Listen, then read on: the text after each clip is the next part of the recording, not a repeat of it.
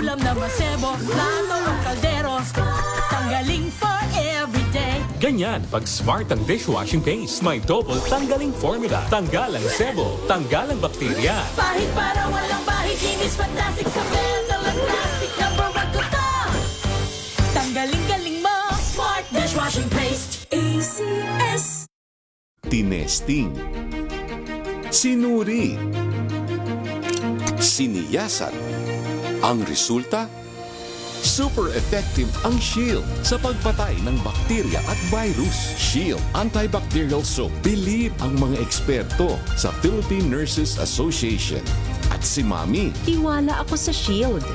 Shield Antibacterial Soap. Napatunayang mabisa. Ang mga nurse, tiwala. ACS.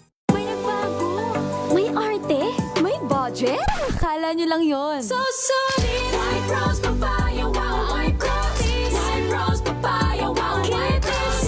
White rose papaya. May glow up with white rose papaya. White rose papaya. May puti power times 2 kasi may papaya at niacinamide. May shea butter and tea tree oil pa. Kutis sulit ang glow May up. glow up with white rose papaya.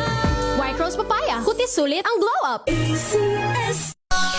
Ang buhay ay sasaya basta't busog ang pamilya. Kumeya, kumeya. Ibig ko sabihin masarap talaga. Komea 3Q Bihon. Masarap talaga! Galalala Falcon. Galalala Falcon. Ang bango ng sampayan. Tara na magsayawan. Calefacton, amoy nakaka-joyful. I'm Jovi Kalmov. Currently, I am the Vice President for NAFA, which stands for the National Federation of Filipino American Association for the state of Arizona. In order for me to perform very well, I really make sure that my physical and spiritual wellness is really in order. And of course, the help of MX3 capsule. This is the secret. MX3, dito ako believe. Mahalagang paalala, ang MX3 capsule ay hindi gamot at hindi dapat gamitin panggamot sa anumang uri ng sakit. Galalala Falcon. Galalala Falcon. Ang bango ng sampayan. Tara na magsayawan. Calefacton, amoy nakaka-joyful.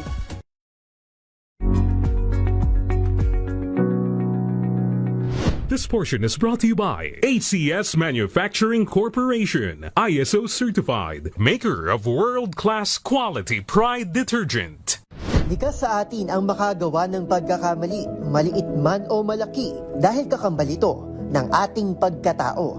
Gayunman, hindi ito nangangahulugan na madali para sa lahat ang magpatawad, kahit pa ito ay isa sa mga pangunahing turo ng simbahang Katolika. At kung minsan, may mga pagpapatawad na labag man sa kalooban ay ginagawa para palayain ang sarili. To you, Father, what is the end point of forgiveness?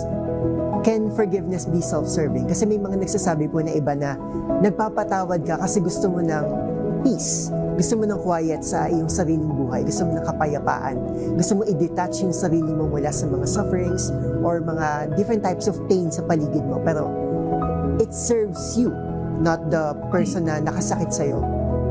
Selfish po ba kung iisipin ang pagpapatawad? Thoughts on this?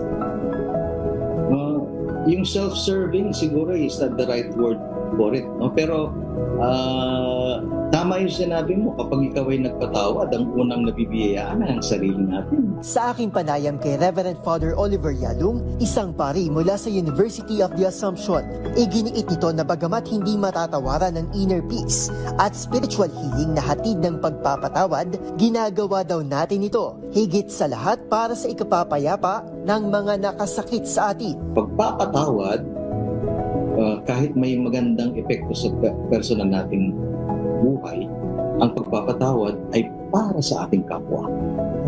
Unang-una ay ito ay para sa ating kapwa. Lalo-lalo na yung mga nagkakasala sa atin. Pinagkakalooban din natin sila ng kapayapaan, ng pagpapagaling, ng kalayaan para sila rin ay mamuhay ng matiwasay. Paalala pa nito, Ang pagpapatawad ay isang paraan para makalaya mula sa impyernong buhay na puno ng galit. Panahon man ng Kwaresma o hindi, hinihikayat ng Simbahang Katolika ang pagpapatawad bilang pagtulad sa matinding sakripisyo ni Kristo para sa sanlibutan. This portion is brought to you by ACS Manufacturing Corporation, ISO certified, maker of world-class quality Pride detergent.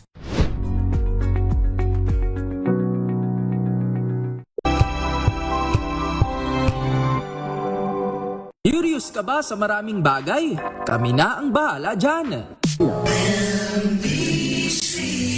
Manila Broadcasting Company.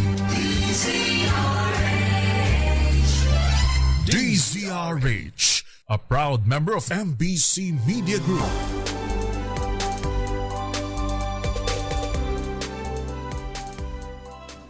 Pilipinas ang ating oras, 15 minuto sa makalipas ang alas 5 ng hapon. Dahil ang pamamahayag kailangan laging patas. Ang pagtalakay ng bawat issue dapat laging parehas. Narito na ang balitaan at talakayang hihimay sa punot dulo ng mga issue.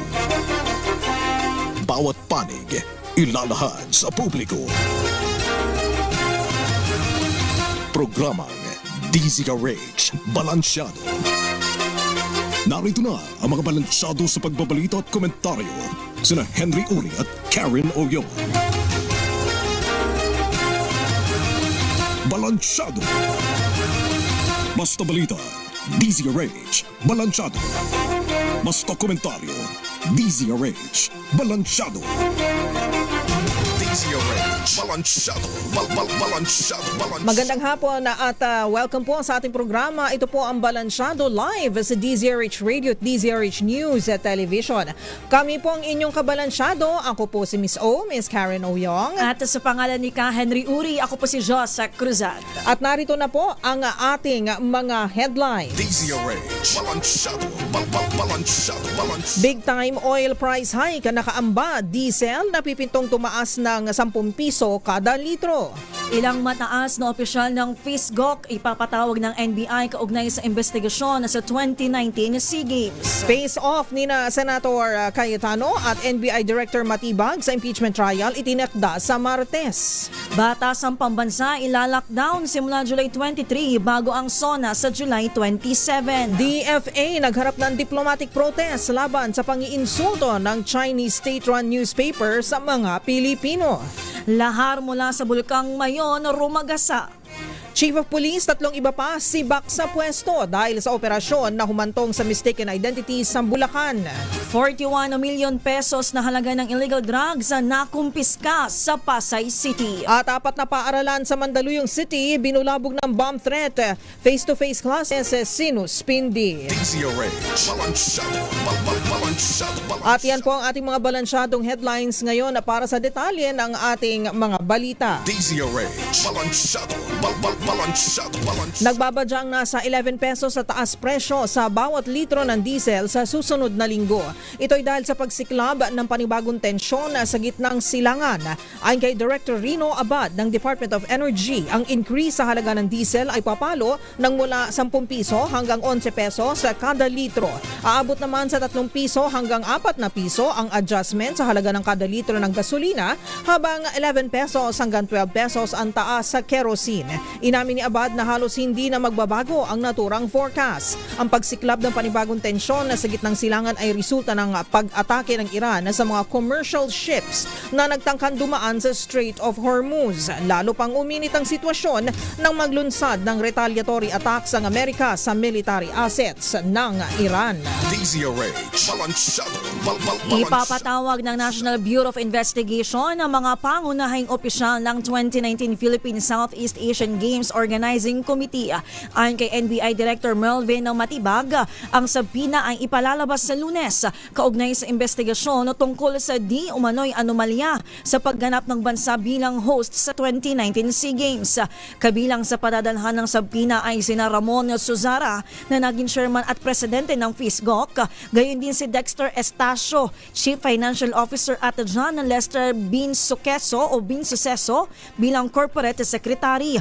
Nabatid na nakakuha na ng kopya ang NBI sa General Information Sheets ng fiscal kumula 2019 hanggang 2026, kabilang ang financial statements at na-audit na budget.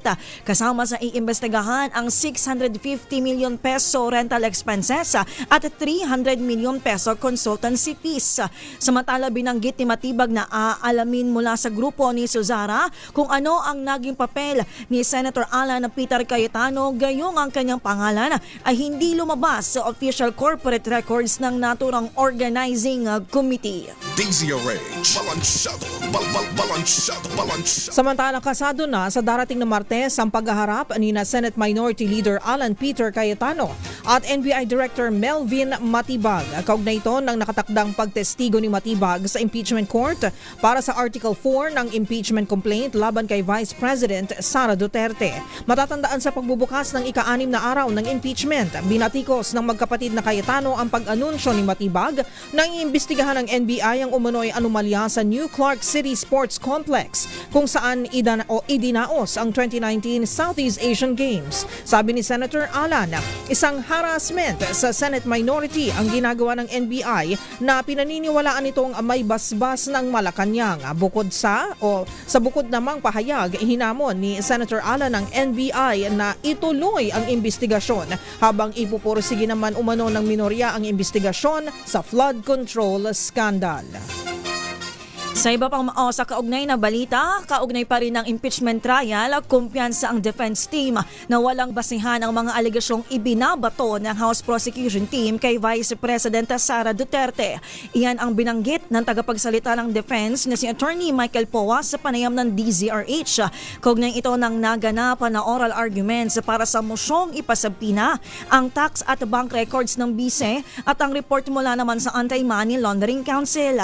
Ayon kay Powa, hindi sila natatakot sa anumang dokumento sakaling magdesisyon ng mga senator judge na ipasabina ang mga ito. Pero iginiit ng abogado na may mga batas na nilalabag ang pagbubukas ng mga nabanggit na dokumento. Pakinggan natin si Attorney Michael Powa. Sa atin lang po, no, ang parati natin sinasabi, we are not here to suppress anything. Hindi naman po kami natatakot sa mga dokumento kung ano man yan. Kami po ay, kumbaga, confident po sa aming defense at sa aming theory of the case. Ang problema lang po dito, gusto lang namin mailahad, no, ang aming posisyon na may mga batas na nagbabawal. At hindi lang po ito para sa respondent ngayon, which is the Vice President. Para rin po ito, no, sa lahat ng impeachable officers. At yan po ang tinig ni Attorney Michael Powa. DZRH, balansyado.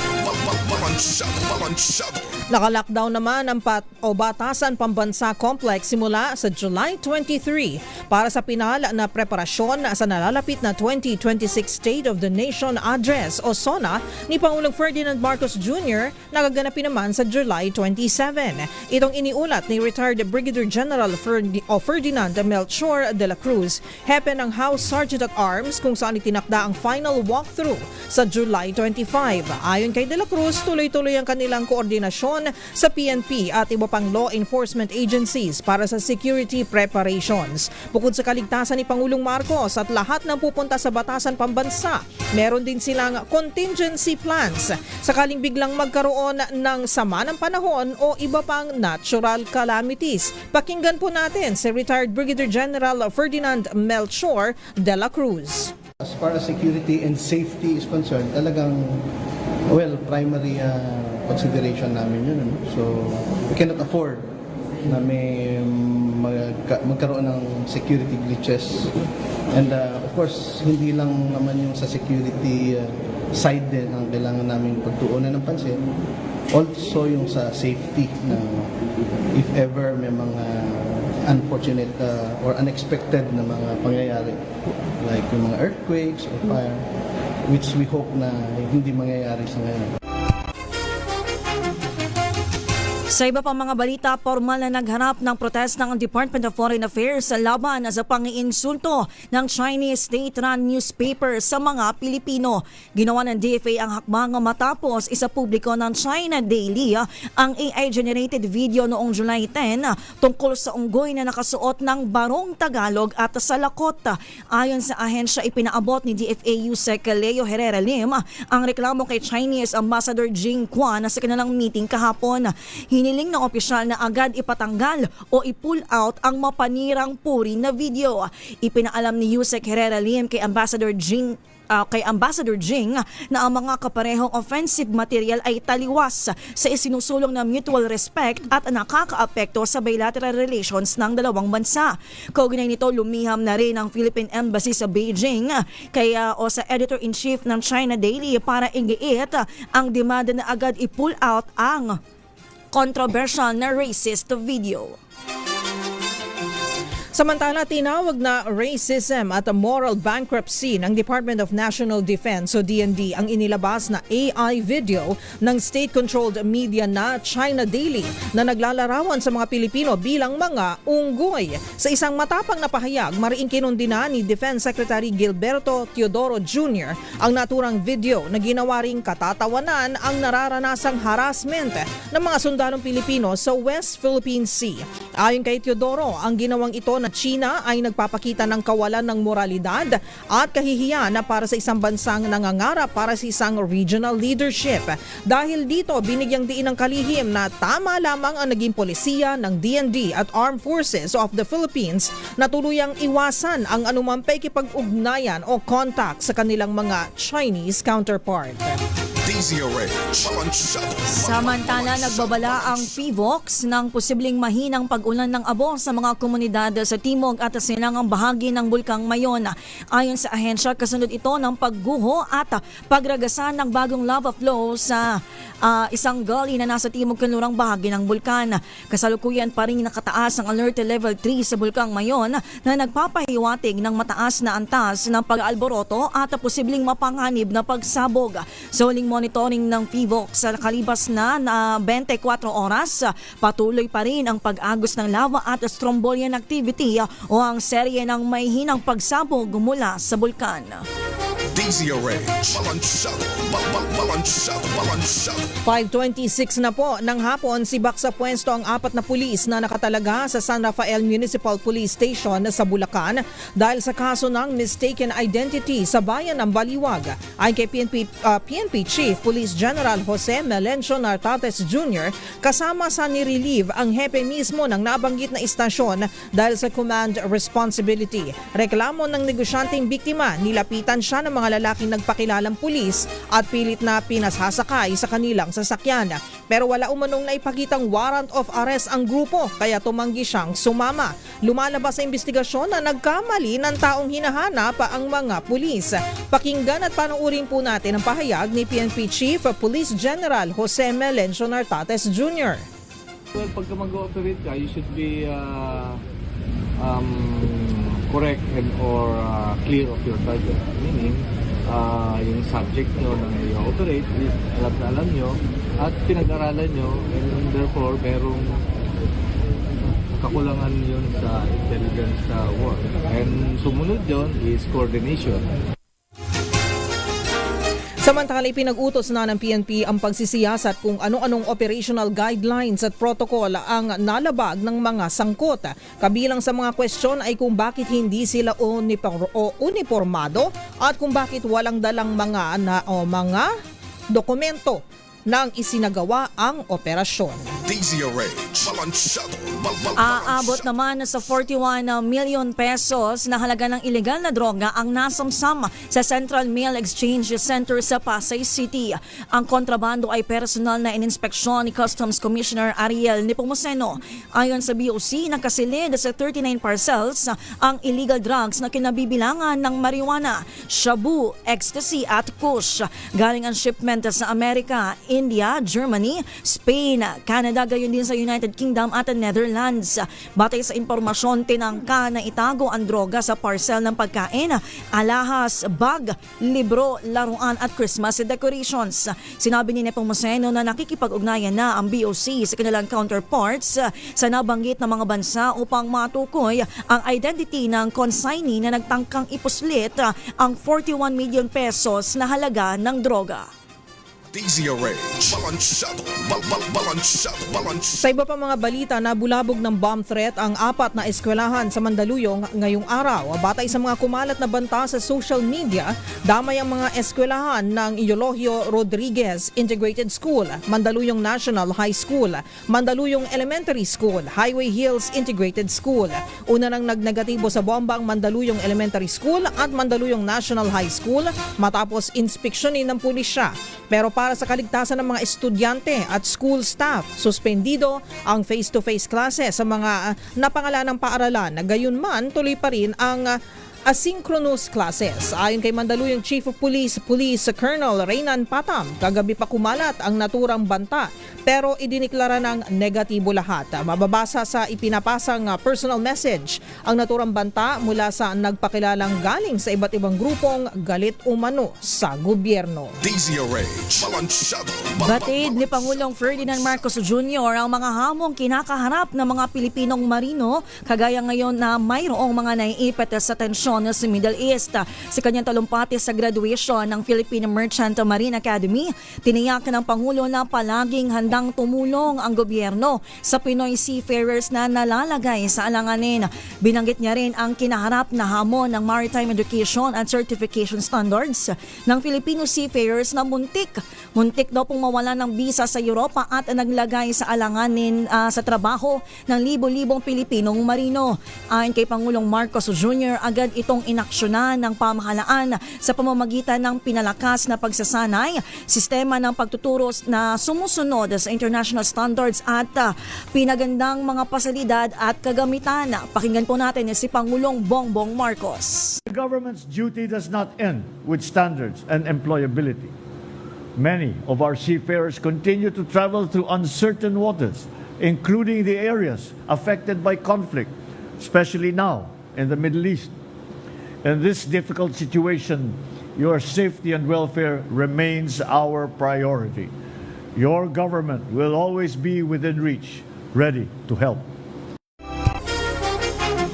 At yan po ang tinig ni Pangulong Bongbong Marcos. Ang ating oras sa 5:31 at yan na po ang mga may init na balita handog po sa inyo ng buong puwersa ng DZRH News Center. At syempre kami po ang inyong mga kabalansyado. Ako po si Miss O, Miss Karen Oyong. At ako naman po si Josa Cruzat. Magbabalik po tayo makalipas ang ilang mga paalala. Ang ating oras sa 5:31.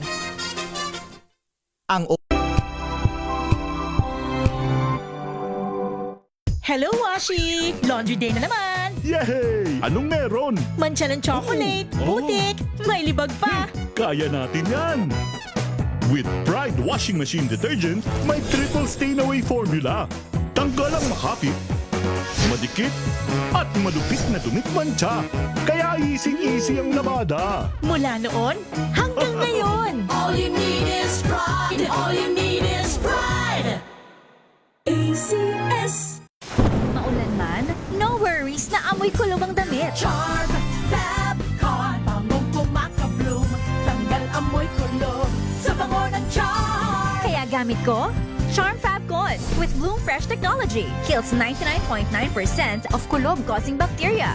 May aroma burst pa of thousands of flowers and berries. Ang sampay sa loob, no amoy kulob. Bangong kumakabloom sa Charm. Charm Fabcon. ACS. Sa lahat ng bagay, simula pa lang, siguraduhing max protection na. Kasi pag kulang ang proteksyon, baka madaling masira. Sa ngipin, dapat may max protection din. Max sa halaga ng Unique Toothpaste. With Max Protect Formula, help stop cavities before they start, while keeping breath fresh. Try Unique Maximum Fluoride Protection para max alaga, max protektado. ACS.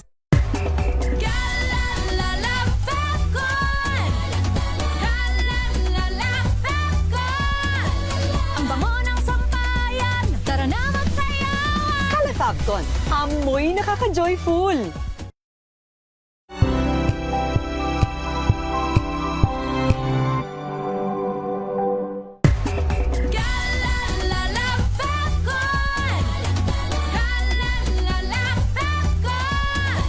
Ang bango ng sampayan, tara na magsayawan. Calafabcon, amoy nakaka-joyful.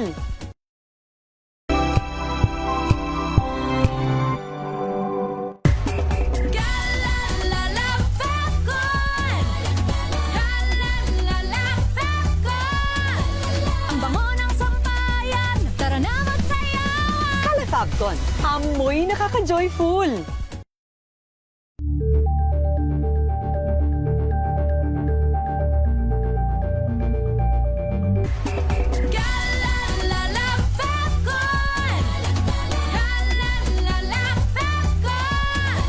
Ang bango ng sampayan, tara na magsayawan. Calafabcon, amoy nakaka-joyful.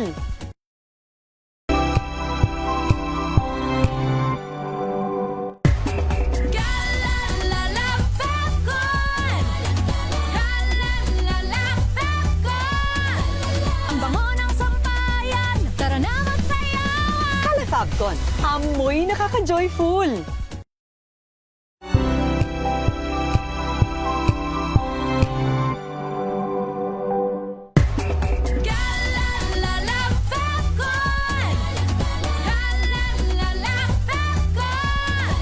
Ang bango ng sampayan, tara na magsayawan. Calafabcon, amoy nakaka-joyful.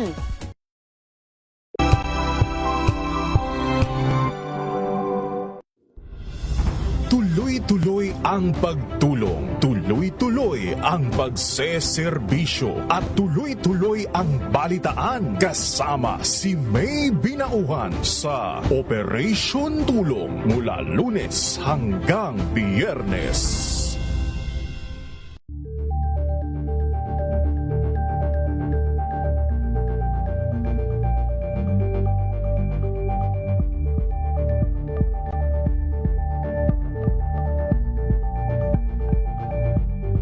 Ngayong ika-87 taon ang kauna-unahang himpilan ng radyo sa Pilipinas ang DZRH, patuloy pa rin magbabalita, magseserbisyo at magbibigay pag-asa sa iba't ibang sulok ng bansa. 1994 nga nang inilunsad ang One Nation, One Station sa inisyatibo ni NBC Media Group Chairman Mr. Fred J. Elizalde. Naabot ang nasa 97% ng populasyon sa Pilipinas gamit ang nationwide satellite broadcast. Patunay ang 20 relay stations mula Luzon, Visayas at Mindanao sa patuloy na dedikasyon ng DZRH sa loob ng maraming dekada.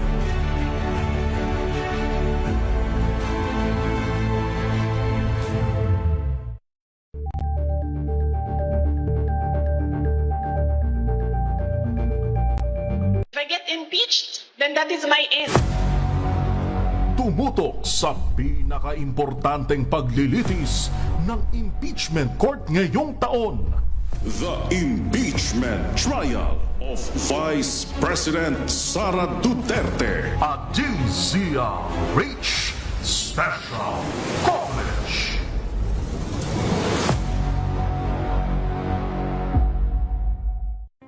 Angel po si Angelo Palmona sa giiwan sa inyo na isang magandang umaga. Maraming salamat. Life goes on! Good morning, Lakay! Good morning, sister. At good morning. Magandang mainit na umaga. Angel po si Angelo Palmona sa giiwan sa inyo na isang magandang umaga. Maraming Sa salamat. Pilipinas, una sa Pilipino. Kasabay ng mga hamon at pagbabago sa paglipas ng panahon, nananatiling tapat ang DZRH sa paghahatid ng serbisyo sa publiko. Mas pinalawak ang pagpapaabot ng balita at impormasyon, hindi lang sa radyo, kasama na rin ang telebisyon, live streaming at social media para ihatid ang mga kwentong makabuluhan at napapanahon saan ka man naroroon.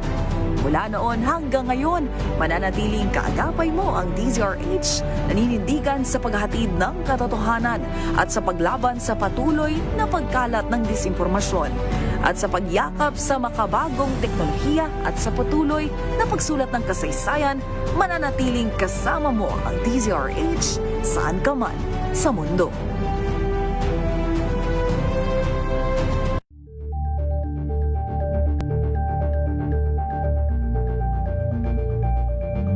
Maagang balitaan, maagang usapan sa mga issue at balita. Kasama si Kuya Angelo Palmones sa Magandang Umaga Pilipinas. Mula Lunes hanggang Biyernes.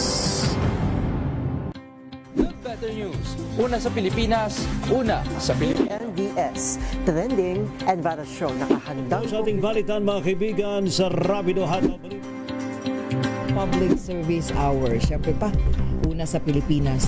Una Ayan sa... ang kabuhanan din pala tuntunan ng break time.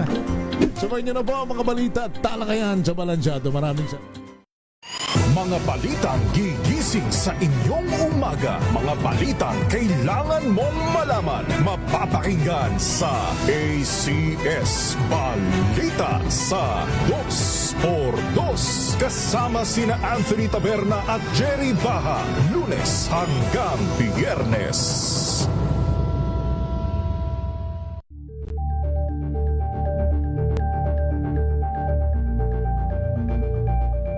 Alamin ang mga maiinit na isyung pambayan, mga balitang kailangan mong malaman, usapin sa pamahalaan, politika, ekonomiya at kabuhayan. Ito ang mga dapat mong malaman, pakialaman at pag-uusapan dahil kayo ang tinig ng mamamayan dito sa Damdaming Bayan. Live sa DZRH Radio, DZRH TV at DZRH Digital. Kasama sinalakay Deo Macalma at Elaine Apit. Araw-araw, Lunes hanggang Biyernes. Damdaming Bayan.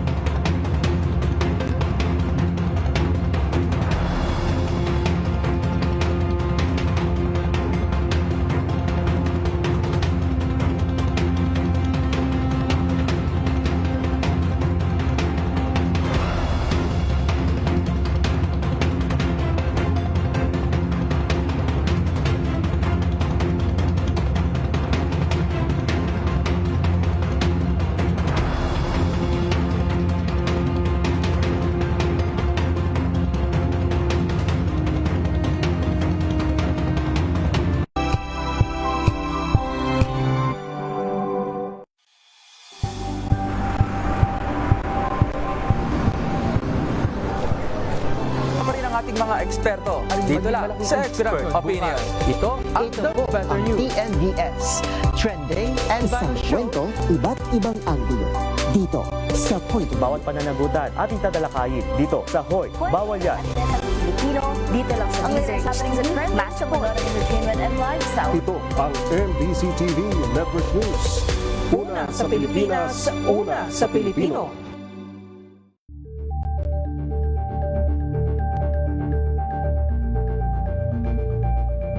Tumunog na ang gandingan para sa kalikasan.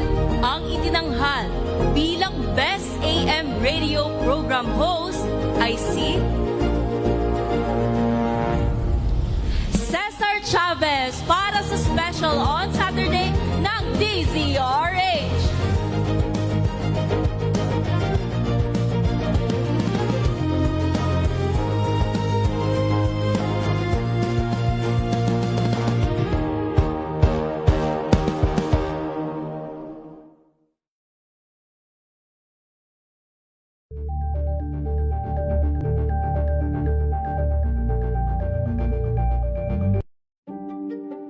Buklatin ang mga pahina.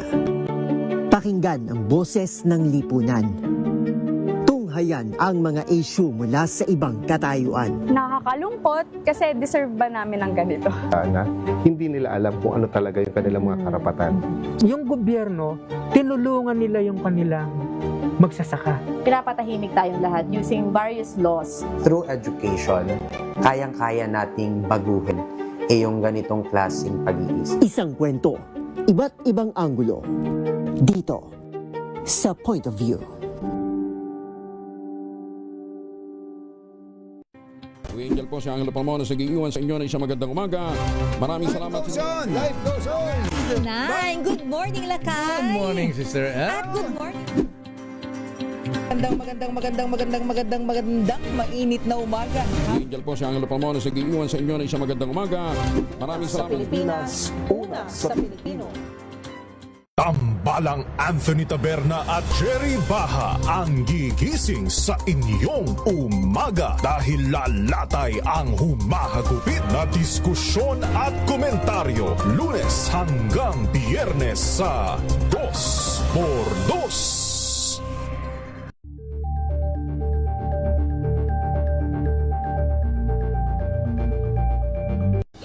Ng naitalang 17 individual na ang kanilang naaresto. Metro Manila Development Authority o MMDA ang No Contact Apprehension Policy o NCAP sa Metro Manila. Sa ang ilang mga dokumento ay peke. Hindi rin legal ang employment na ipinangako sa kanila. Sa mata ng batas, mananagot ang sangkot at may sala. Dahil sa bawat paglabag, may karampatang parusa. Alamin ang mga pananagutan sa likod ng mga bawal. Dito sa Hoy! Bawal yan, tuwing Sabado, alas 11:30 ng umaga. Dito lang sa DZRH TV. Good Better News. Una sa Pilipinas, una sa Pilipinas. NBS, Trending and Viral Show. Nakahandang sa ating balitan mga kaibigan sa Rapido Hataw. Public Service Hour. Siyempre pa, una sa Pilipinas. Una Ayan ang kabuhanan din pala tuntunan ng break time.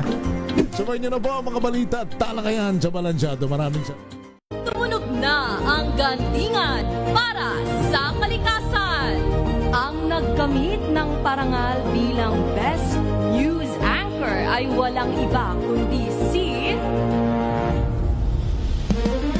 Angelo Palmones ng Magandang Umaga Pilipinas, DZRH Radio 666 kHz.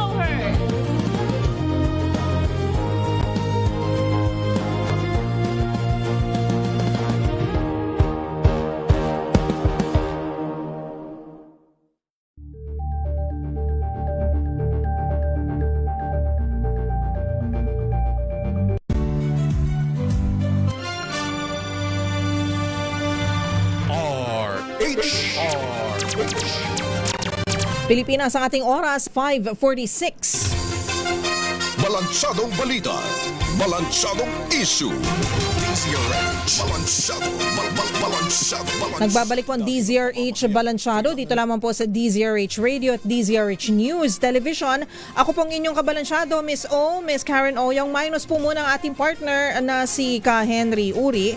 At pag-usapan naman po natin na ang medyo lumalaga na po ngayon, sunod-sunod yung mga bomb threat sa mga eskwelahan, sa mga high schools. At dahil dyan ay talaga namang on alert din ang ating mga kapulisan dahil kahit pasabihin natin na ito ay pagbabanta at sabi nga ng iba ay baka prank lang, ay hindi po tayo nakakasiguro. So kumbaga kailangan po na gumawa ng proactive po na aksyon ng ating kapulisan para masiguro na ligtas nga po at hindi po kumbaga hindi po threat, hindi po talaga totoong banta itong mga bomb threats na ito.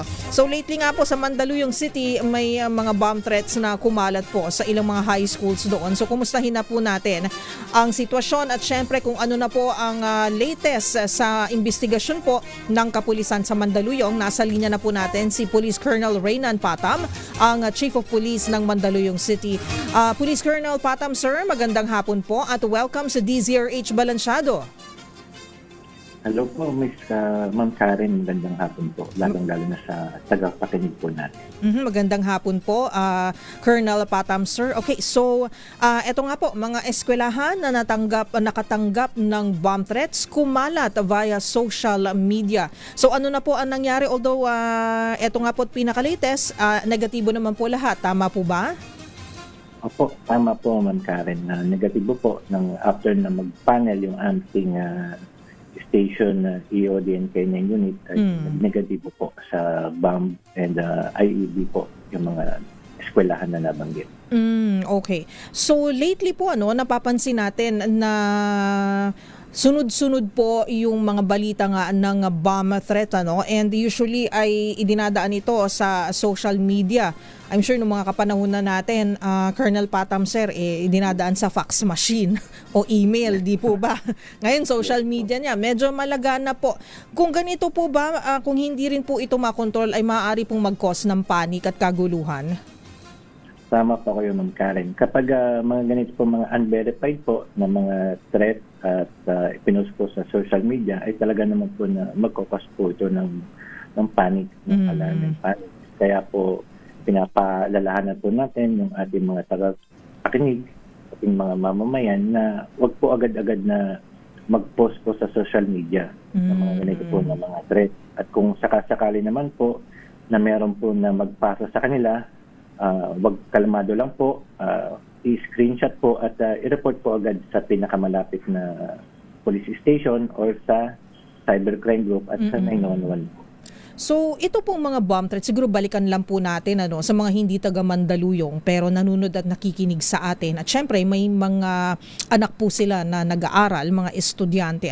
Yung mga bomb threat po na ganito, ano po ba usually sa inyo pong experience sa mga ganitong threats? Ano po ba usually ang motibo? Bakit nagpapakalat ng mga ganito pong mga banta?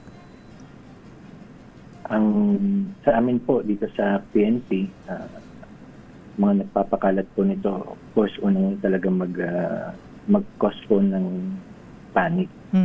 So, dahil tayo po bilang mga magulang, kapag nakatanggap tayo, ay talaga naman po na mag-aalala rin po tayo sa kapakanan po ng ating mga anak. Nung kumalat po ito, yung mga magulang ba biglang nagtakbuhan sa mga eskwelahan para sunduin yung mga anak nila o para i-verify kung totoo yung mga bomb threats na kumalat? Ito pong bomb threat po dito sa Mandaluyong, actually po ito ay mga maghahating gabi na papo na nilabas. Kaya wala pong mga... Walang tao. Wala po. Ang mga nandun lang po yung mga ating public order and safety ng LGU na meron po naman bawat eskwelahan. Kaya po nung kumalat po ito ay wala po mga estudyante at nung natanggap nga po natin ay agad po natin inatasan yung ating mga kapulisan na puntahan, ay inspection po yung mga eskwelahan at coordinate na rin po kami sa ating SECO, yung ating local EOD. At nung mga madaling araw po, simula ng alas 12 hanggang alas 4 po ay nagpaneling po tayo sa mga eskwelahan to ensure po na wala po. At fortunately, wala naman po talaga na kuha po ng mga bomba po sa nabanggit na eskwelahan. Madaling araw kumalat, madaling araw pinadala o pinost, pero kumalat po agad, no? Kung tutuusin, tulog lahat ng tao pag ganung oras, pero kumalat pa rin, Colonel Patam, sir? Tama po, kumalat din po talaga yung post. Dahil yung iba po sa mga group chat po ng mga parents po na i-share. Dahil nga po, alam naman natin yung consent po talaga ng isang magulang sa kanilang mga anak. Paano nyo natanggap yung reklamo po o yung report po? Ang eskwelahan po mismo ang kumontak po sa kapulisan or may mga pribadong mga mamamayan na tumawag po sa inyong opisina? Meron po mga pribado pong mamamayan na nag-reach out po sa mga eskwelahan at mga kakilala po nila ng mga opisyal po ng pamahalaan. Kaya po nakarating din po, naiparating din po sa kapulisan yung Facebook yung post po, social media post. At anong oras po na deklara na naman po, clear naman po ang mga eskwelahan? 4 po ito, medyo marami po. Sabay-sabay po ba kayo nag-sweep po? Isa-isa po. At yung ating pinanel po. Ang mga bandang madaling araw na po, mga alas 4 na po natapos sa lahat po ng eskwelahan. Simula po alas 12 hanggang alas 4 po na panel po. At doon na po na deklara ng ating EOD, ng SECO, na wala po, negative po. Okay. IADN Bank. Buti naman po Pero kung sakali po na totoong may bomba, ano po ang magiging protocol o yung SOP po ng ating kapulisan? At syempre, ang SOP naman po para sa mga eskwelahan. Kung protocol po natin, kung sakasakali na mayroong nakita po na bomba, of course, i-secure po yung pinagkakitaan po ng bomba at i-evacuate po sa pinaka-safe na lugar yung mga estudyante po. At doon na po papasok po muli yung ating EOD na siya pong merong kakayanan na i-diffuse po yung mga makikita po ng bomba. I-diffuse o kailangan ma-detonate, no? Para po? Yes, so para sa safety po ng mga ng eskwelahan, ng mga estudyante at ng mga teachers. Siguro tanong ko na rin, Colonel Patam, sir, ano ang maaring maging parusa sa mahuhuli po na nagpakalat ng mga ganitong banta? Yung mga pwede po natin na ikaso sa kanila, yung violation po ng PD 1727, yung anti-bomb joke law. Tapos sa cybercrime naman po, dahil gumamit sila ng social media, yung violation po in relation sa RA 10175, yung Cybercrime Prevention Act, na pwede po natin yung ipasa. Naku, pero paano kung minor de edad to? Paano kung estudyante? Yun naman po ulit. Pag minor de edad, yung pong child na batas po ang ating masusunod. Okay. So, susunod pa rin naman po tayo sa batas. Yun naman po ang pangunahin pong ating gagawin.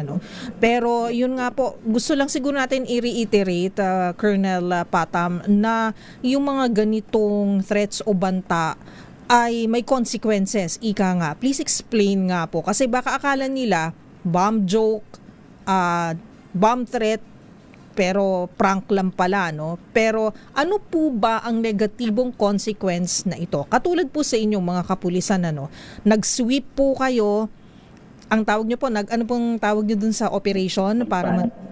Paneling po. Nag-paneling. Ilang oras nyo pong gagawin yan? Ilang tauhan po? Lahat po kasi ng sulok ng building, dahil wala naman po siyang binigay na specific na lugar. So, buong eskwelahan po ay sinuyod po. Di ba? SECO. Opo. So ilang oras yan at ilang tao ang kailangan pumunta doon, di ba, para gumawa nun? Yes po. So po doon sa mga K9 dogs natin, of course, yung ating mga K9 personnel din po ay nag-conduct din po talaga ng patrol. So pag mahuli yung gumawa po niyan, syempre kailangan kasuhan din yan na syempre. Opo. Yung cause po sila talaga ng panic sa ating mga mamamayan. At saka yung resources po ng ating kapulisan, 'di ba? Kumbaga, ginamit para sa safety, pero at the same time kumbaga napunta yung inyong atensyon, oras at resources sa ganitong bagay when you have other tasks and very important responsibilities din sa ibang lugar, kunyari sa Mandaluyong, di po ba? Opo. Sa PHP naman po, wala naman po kaming pinipili na responde, lalong-lalo na po at nakasalalay po yung safety ng mga mamamayan po natin. Wala pong pinipili kami.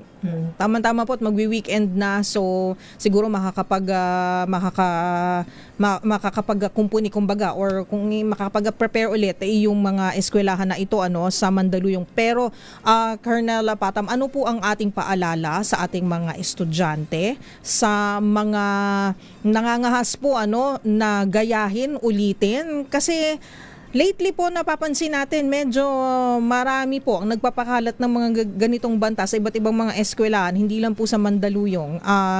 Colonel Patam, sir. So, muli po, ang paalala po ng ating kapulisan ay in-encourage po natin naman yung mga mamamayan natin na maging vigilant. Kasi nga po, kung meron po silang ma-encounter ng mga ganitong post sa social media, is agad-agad po na i-report po sa cybercrime unit or sa pinakamalapit po na police station para po ma-aksyonan. At muli po, wag po agad sila na magpapanik po. At kailangan po natin na kalmado lamang po ang bawat isa. At paalala rin, Colonel, pagka kayo po ay nakasuhan at napatunayang guilty, ay may kulong po ba yan? Po na parusa ang magbabiolate po ng mga nabanggit ko po na batas po. Ayan, okay. Thank you very much, Colonel. Napakakalmado nyo.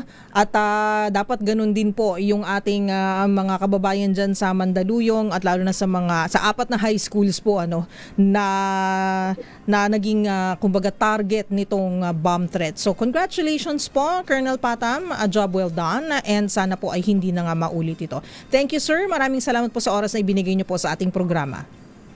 Opo, maraming salamat din po, Ma'am Karen. Atin po ang hepe ng Mandaluyong City Police, si Police Colonel Reyna Patam. Samantala, 1 minuto na lamang po bago mag-alas 6 ng gabi. Balansadong balita, balansadong issue. Bago tayo mag-commercial break, magpamigay muna tayo ng papremyo. Makinig maigi! Ito na ang chance mo na manalo ng instant 500 pesos kapag narinig mo na ang mahiwagang kring-kring. Tignan mo na ang iyong cellphone, baka ikaw na ang susunod naming winner sa kring-kring panalo malakas sa telepono. Paano sumali? Bisitahin ang Facebook page ng DZRH, fill up pa ng Google Sheet na nakapin sa DZRH FB page at hintayin ang aming tawag sa telepono. Kring-kring na! At nasa linya na po natin from Pasig City. Naku, napakalayo naman. Grabe. Si Miss Jenny Mohar. Ma'am Jenny, magandang hapon po. Magandang hapon po. Wow, ang energy, ang taas.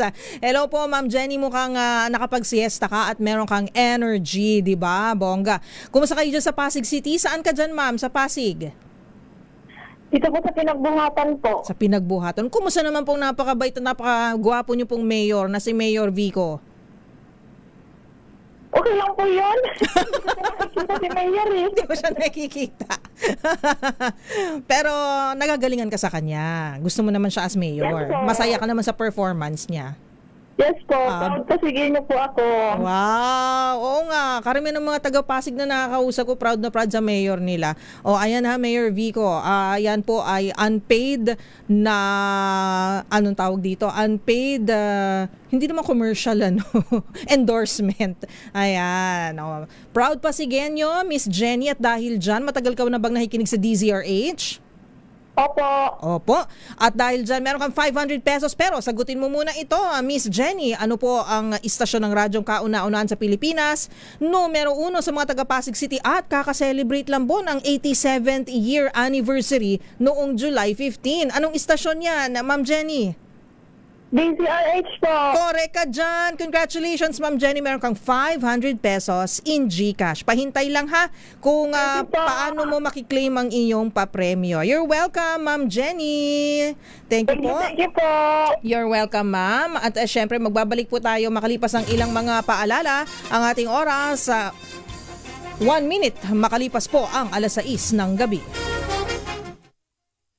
This time. Hello, Washi! Laundry day na naman! Yay! Anong meron? Mancha ng chocolate, putik, may libag pa! Kaya natin yan! With Pride Washing Machine Detergent, may triple stain-away formula. Tanggalang makapit, madikit, at malupit na dumit-mancha. Kaya easy-easy ang labada. Mula noon hanggang ngayon! All you need is pride. All you need is pride. ACS. Wow, ang saya. Isang barangay na labada, puro mancha pa. Goodbye, pahinga. Mommy, isang laba lang yan sa Pride Bar Blue. May powerful stain-away enzymes na malupit sa dumit mancha. At at di masakit sa kamay. Isang laba lang yan. Hello, pahinga! Hello, Pride for Blue. ACS. Ang galing-galing mo! Smart dishwashing paste ko! Pritong ulam na masebo, plato o kaldero. Tanggaling for everyday. Ganyan pag smart ang dishwashing paste. May double tanggaling formula. Tanggal ang sebo, tanggal ang bakterya. Pahit para walang bahid, linis fantastic sa metal at plastic. Number 1 ko to! Tanggaling-galing mo! Smart dishwashing paste. ACS. May nagbago. May arte.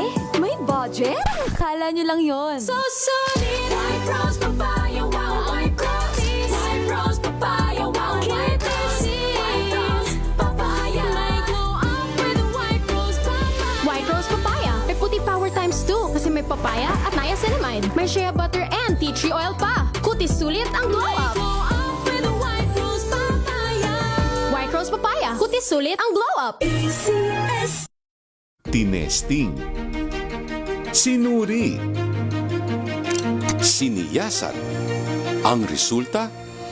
Super effective ang Shield sa pagpatay ng bakterya at virus. Shield Antibacterial Soap. Believe ang mga eksperto sa Philippine Nurses Association.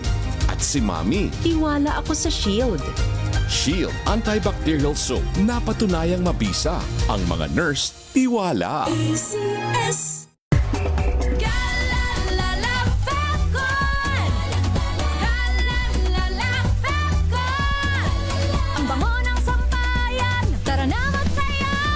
Fabcon. Amoy nakaka-joyful. I'm Danvic Briones. I'm a visual artist and a cook, and this is my MX3 story. How does MX3 help you when it comes to your health? Canada made me slow down. What that does, lalo na with MX3, it enhances that because it's organic. So it helps you sustain that healthy lifestyle na hopefully will still be standing and being active in the next 30, 40, 50 years. MX3, dito ako believe. Mahalagang paalala, ang MX3 capsule ay hindi gamot at hindi dapat gamiting panggamot sa anumang uri ng sakit.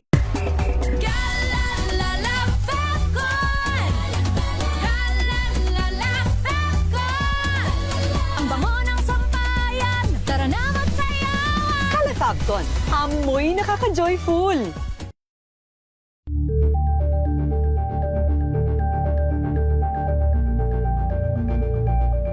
Champion na milyonaryo pa. Pagkakataon mo na namang manalo ng 1 million pesos tax-free. Dahil eto na naman ang champion na milyonaryo pa. At ngayon, may papremyo na rin kami para sa inyong mga suking sari-sari stores. Ilagay sa isang malinis na papel ang iyong complete name, age, address, contact number at pirmahan. Maaari din ilagay ang iyong suking sari-sari store at ang kanilang address at contact number. Ilagay sa isang white legal-sized envelope. Kalakip ang rin sa mga required proof of purchase o POP. Ang tamang bilang ng empty sachets, wrappers o mga pouch ng mga sumusunod na makikita sa official website and Facebook page ng Champion na Milyonaryo Ba, Champion Bar, Champion Powder, Champion Liquid Detergent, Champion Fabric Conditioner, Champion Dishwashing Liquid at Champion Dishwashing Paste. At sa labas ng envelope, ilagay ang Champion na Milyonaryo Pa, ang POP na ginamit at ang MBC radio station na iyong pinakikinggan. Ihulog ang iyong entry sa mga drop boxes na matatagpuan sa iyong mga favorite MBC radio stations. Mas maraming entries, mas malaki ang chance mong manalo. 1 million pesos tax-free ang pwede mong mapanalunan sa Grand Draw. Libo-libong piso ang ipamimigay sa mga weekly draws na gaganapin sa mga MBC stations nationwide. At may pa-champion gift box pa para sa iyong suking sari-sari stores. Champion na Milyonaryo Pa. Brought to you by Champion. Walang gimmick, tapat po sa inyo.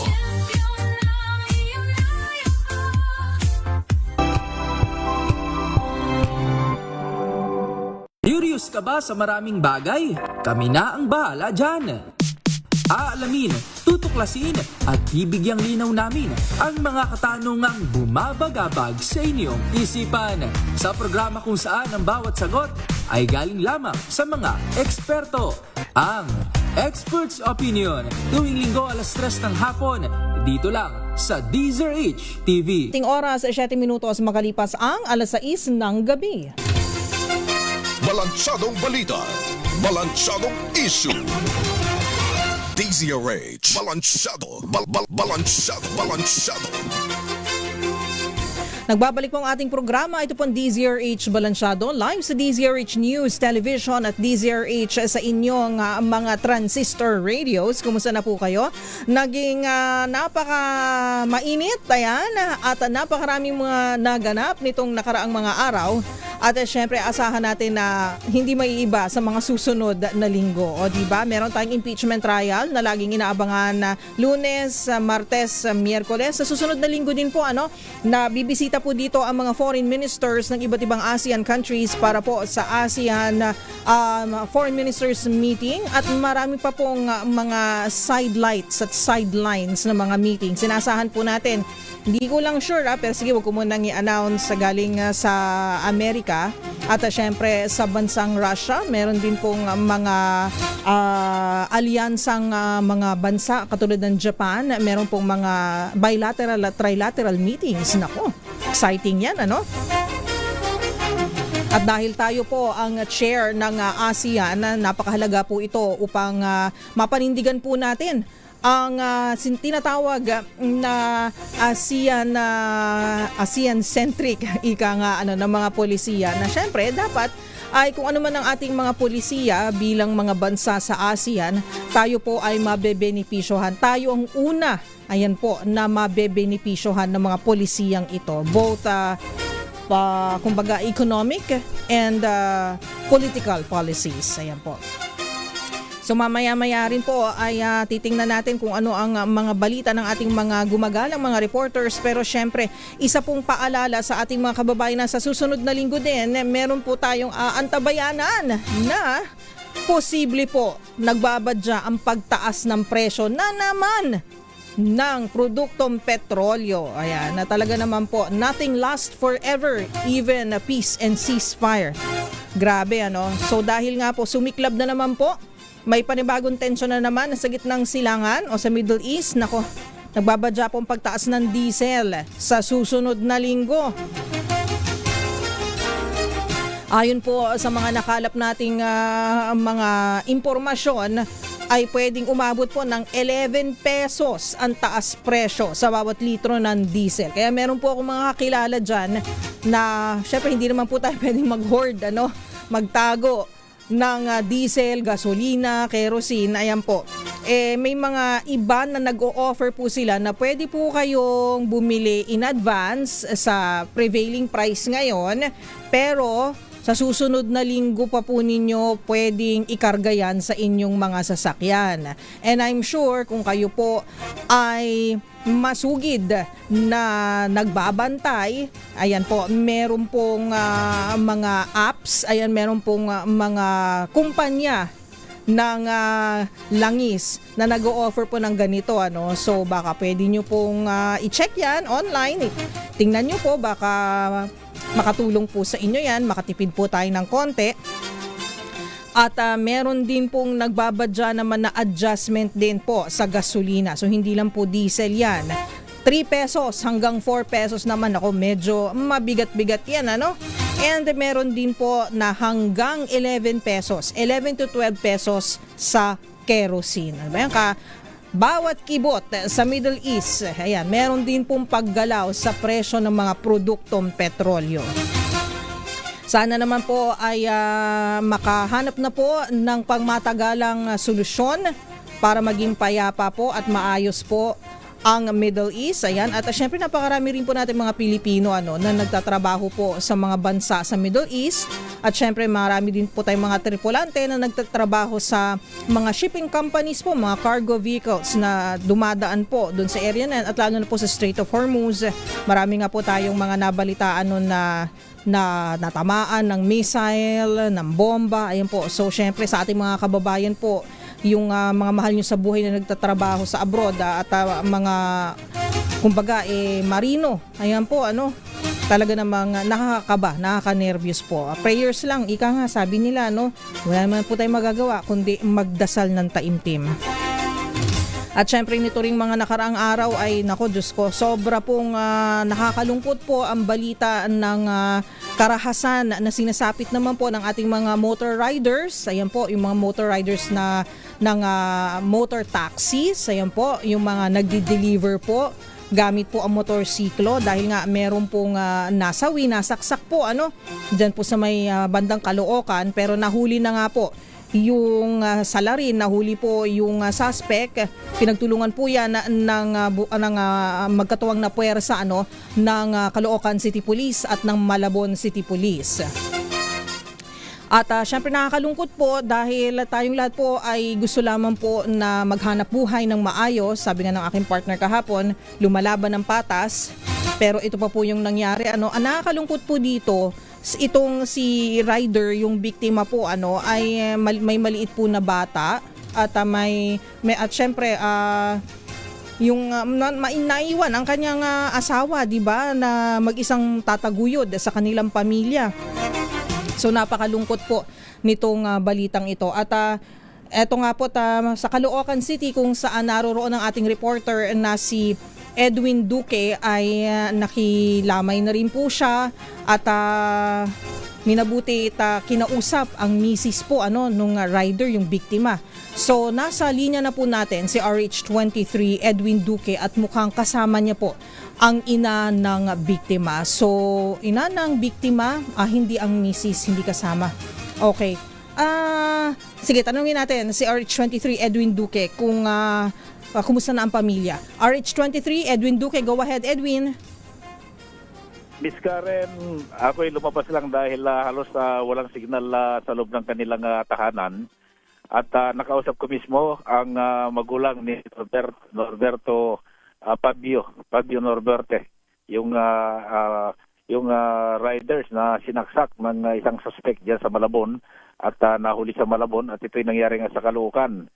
At ang sabi niya, kung may pinakamabigat daw na parusa na iatang o yung death penalty kung hanggat mare, siguro medyo mapapanatag pa yung loob niya. Pero hanggat buhay yung suspect na pumatay sa kanyang anak na inaasahan lang para sa kinabukasan ng kanyang anak na may sakit, ay hindi raw mapapanatag yung kanyang loob. Pero bagamat nahuli na, humingi na lang sa ng tulong sa mga otoridad na sana'y hindi na makalabas at panghabang buhay na raw na nakakulong. Nakita ko yung bahay nila Miss Karen dito sa may Francisco sa Muñoz sa Quezon City. Papunta sa looban at isinara yung kanto dahil may mga mamamahayag din tayong mga nakaabang at marami na rin sa labas. At masikip yung lugar kaya isinara para magkaroon ng lugar yung mga bumibisita. Dahil papasok, looban yung bahay ay medyo masikip, iskinita lang. Kaya maliit yung kanilang bahay. Dito ko napag-alaman na yung tatay pala nitong si Norberto Fabio Jr. ay dating pulis rin yung kanyang tatay na ngayon 78 years old at yung nanay niya ay 75. Kaya para sa kanila, hirap na silang alagaan pa yung bata, kaya humingi na lang ng tulong sa kanyang mga anak, bagamat may mga pamilya na matulungan at may taguyod yung pangarap ng kanyang anak na namatay na mapagaling yung anak at mapag-aral. Kanina, tumawag din si Senador Bongo live sa kanilang cellphone at nangako naman ng tulong sa kanilang pamilya at kung sakali magiging sa mga medical support ng bata ay nangako ring tutulong para sa kanilang pamilya dahil gusto niya pumunta pero dahil nasa probinsya kaya nabuti niya mag-live kasama o kausap yung pamilya mismo nito si Norberto Jr. Halos maraming kamag-anak at mga barangay na nakikiramay, nando sa lamay din at nabasa nila at nakita at narinig din yung ating interview kahapon. Talagang maraming naawa at doon sa uri ng pagpatay na walang kalaban-laban sa isang innocent tao. Galit ang mga netizen at mga tao, lalo na yung kanyang mga kakilala, lalo na yung taga-Mupit na nagdadatingan na rin sa kanilang bahay ngayon, ay sabi nga nila kung magkaroon lang ito ng pagkakataon na makaharap nila yung suspect, igaganti lang nila itong si Norberto dahil sa kanyang sinapit. Understandable naman yung nararamdaman nila Edwin, pero kailangan ay hayaan natin ang batas. ang kumilos. Pero yun nga, sabi mo, si Nanay Carmita ay humihingi ng tulong sa mga otoridad at sana ay makamit nga nila yung hustisya. Nabanggit mo rin na yung anak, hindi ko kasi maalala, tama ba, na mag-isa na lang na tinataguyod nung biktima na si Fabio, yung kanyang anak, tama ba? Yung misis ay namatay na rin ba? Tama ba? After ng insaktong 1 month noon, yung bata ay namatay kaya sa sakit na benat.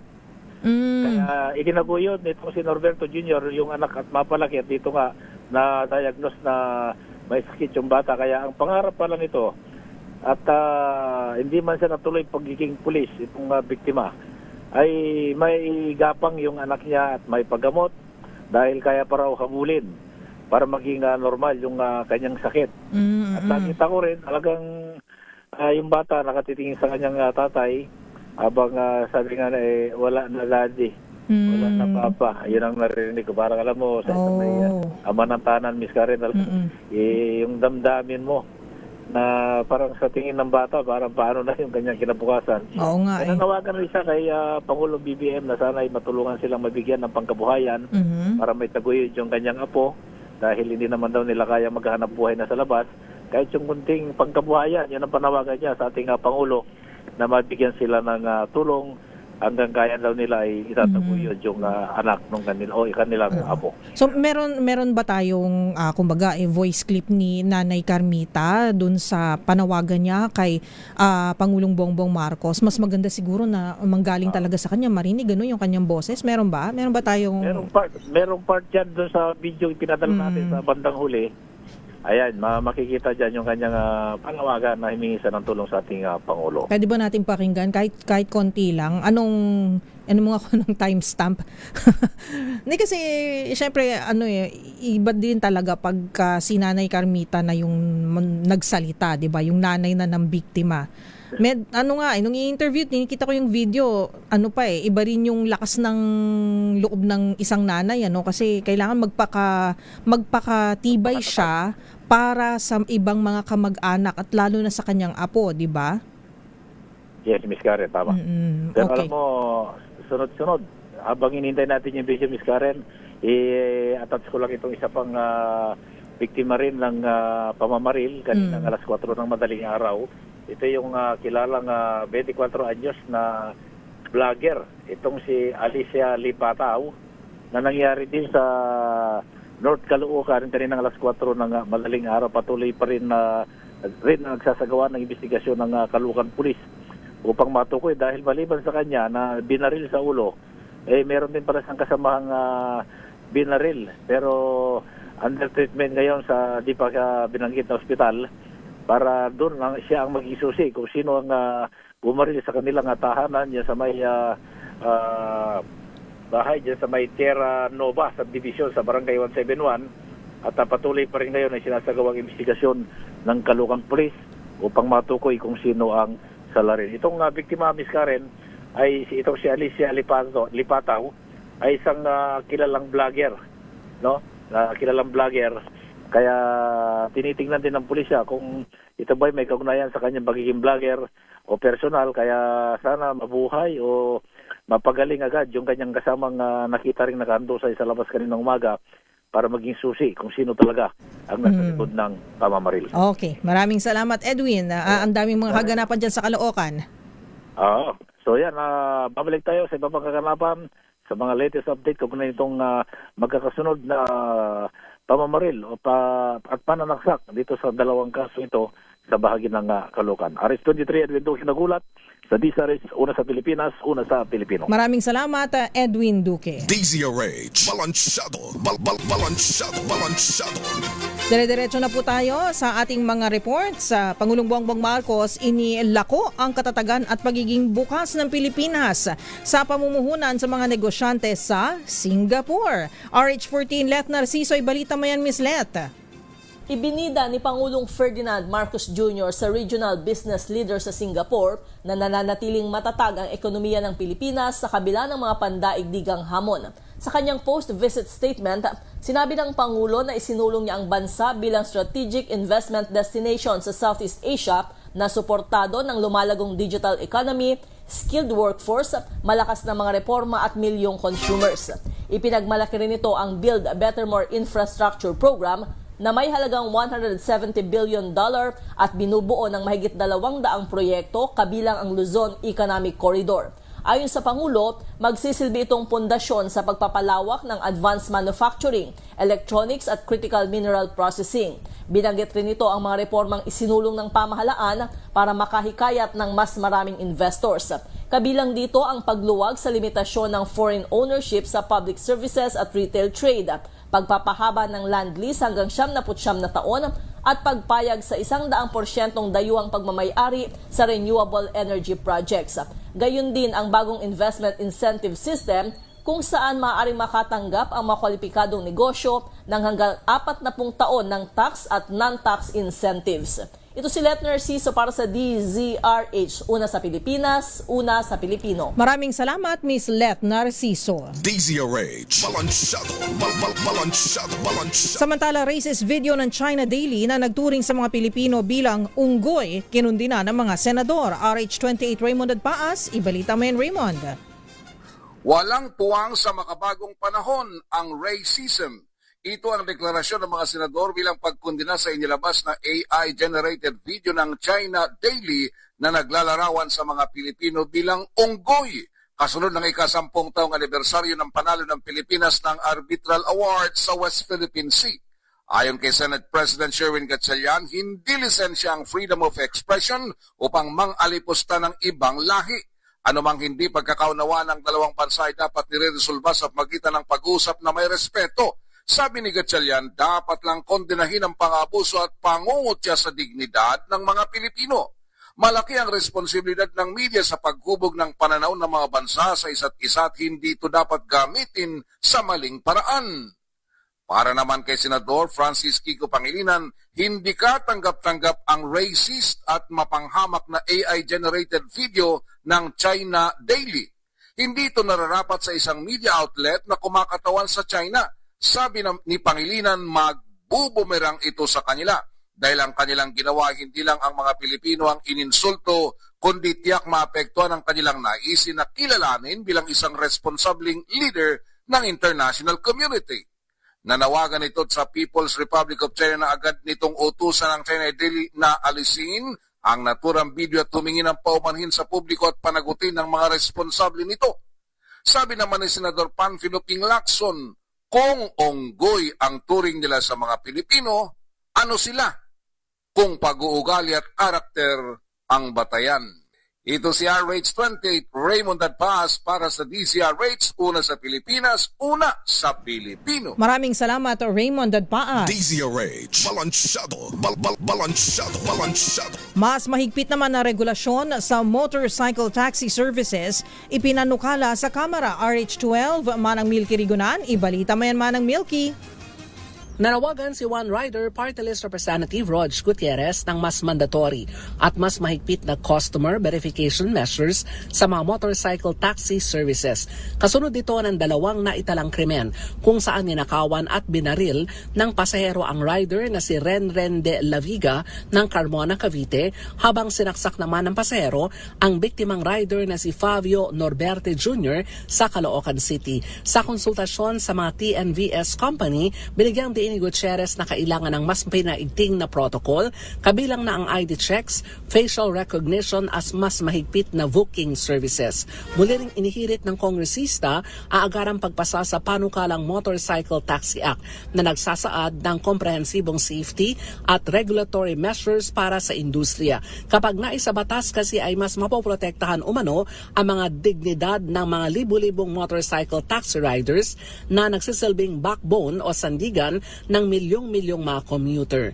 Ako si Milk Reguna nagulat para sa DZRH, una sa Pilipinas, una sa Pilipino. Maraming salamat, Manang Milky Rigunan. DZRH, balansyado, balansyado. 6:27 na po ng gabi, 6.8 million pesos na halaga ng shabu nasabat naman sa bypass operation. 3 arestado sa Makati City. RH27 Noche Kakas, ibalita mo yan, Noche. Miss Kay, arestado ang delivery rider at 2 iba pa sa inilunsad na bypass operation sa barangay Singkamas sa lungsod ng Makati.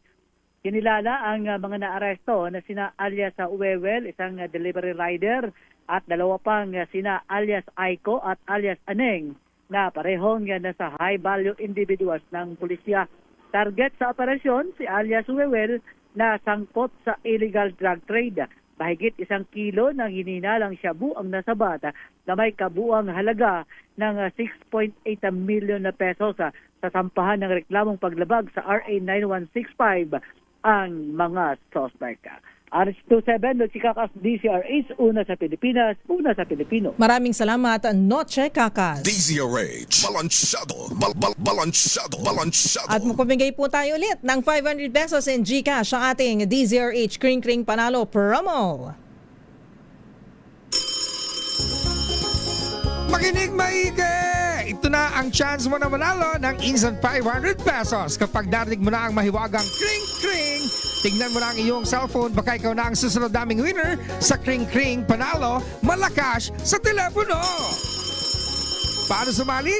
Bisitahin ang Facebook page ng DZRH, fill up pa ng Google Sheet na nakapin sa DZRH FB page at hintayin ang aming tawag sa telepono. Kring Kring na!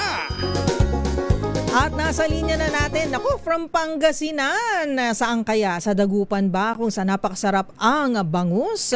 O dun sa Kalasyaw kung saan napakasarap ng mga puto doon? Di ba ang mga puto? Magdalena Packing, magandang hapon po. O magandang gabi na po pala sa inyo. Ma'am Magdalena, hello po. Hello ma'am, magandang gabi. Magandang gabi rin po ma'am. At kumusta po ang Pangasinan? Saan po kayo sa Pangasinan ma'am? Ordaneta City, ma'am. Walang tumama. Kala ko kasi sa Kalasyaw kayo, sa Dagupan, Ordaneta pala. Ayan. Ayan. Okay. Sige ma'am, matagal na po kayo nakikinig sa DZRH. Hello po? Hello. Nangyari kay ma'am. Ma'am Magdalena, matagal na kayo nakikinig sa DZRH. Ay, opo, ma'am. Ay, opo naman. Ayan, simula po nung pinanganak ka, I'm sure. Ma'am Magdalena, eto na po ang ating question of the day para naman po maiuwi mo na ang GCash worth 500 pesos. Ready ka na, Ma'am Magdalena? Ready na po, madam. Ayun. Ako naman ako yung madam, ma'am. Bata pa ako. Tawag mo sa akin ay dapat Little Sister Karen. Ayan. Ading. Anyway, ito na, Ma'am Magdalena. Ano po ang istasyon ng radyo ang kauna-unahan sa Pilipinas? Number 1 sa mga taga-Urdaneta City sa Pangasinan. At syempre, kakaselebrate lang ng 87th anniversary ng July 15. Anong istasyon yan, Ma'am Magdalena? DZRH po, madam. Ayun, minadam na naman ako. Babawin ko ng 500 eh. Thank you. Opo, congratulations ma'am. Papadala na namin yan. Congratulations po kay Madam Magdalena Packing. Kala ko Pacquiao. Packing pala. Packing tape. Anyway, 6:30 na po ng gabi. Maraming salamat po sa inyong pagtutok at pag-antabay sa ating programang DZRH Balansyado. Magbabalik po tayo sa araw na po ng... Sige, Lunes. Sige, tingnan natin kung ano mangyayari. Kasi impeachment trial pa rin, special coverage. Maraming salamat po sa inyong lahat. Happy weekend. Antabay po bukas, magki-KKK po muna tayo. Meron po tayong season break sa Masaganang Pinas, alas 10:30 po ng umaga hanggang alas 11. So, magbabalik po for 2 episodes ang KKK, Kaalaman Kabuhayan with your favorite K every Saturday. Ako po yan, si Miss K, Miss Karen Oyong. And then after that, August 1 po, balik na naman po ang ating Masaganang Pinas. So, sana antabayanan nyo po bukas. Pag-uusapan po natin ang napakaganda pong tourism industry at tourism destinations sa ating bansa. Makita-kita tayo bukas sa 10:30 po sa programang KKK. At syempre, sa araw po ng Lunes magbabalik ang DZRH Balansyado. Maraming salamat po. At syempre, susunod na po ang DZRH Usapang Legal. Si Attorney Cheryl Adami Molina po ang inyong mga kasama at meron din po siyang kapartner. Meron po siyang special guest, si Miss Thea Pecho Corpus. Ang kanilang pag-uusawan, pwede bang magbenta ang balo ng ari-arian nila ng yumaong asawa? Aba, Attorney, Miss Thea, magpaalam muna sila dun sa asawa. Ating oras, 6:32. Bye!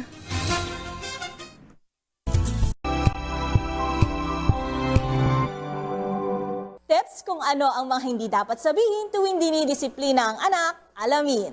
This portion is brought to you by ACS Manufacturing Corporation, ISO certified, maker of world-class quality Pride detergent.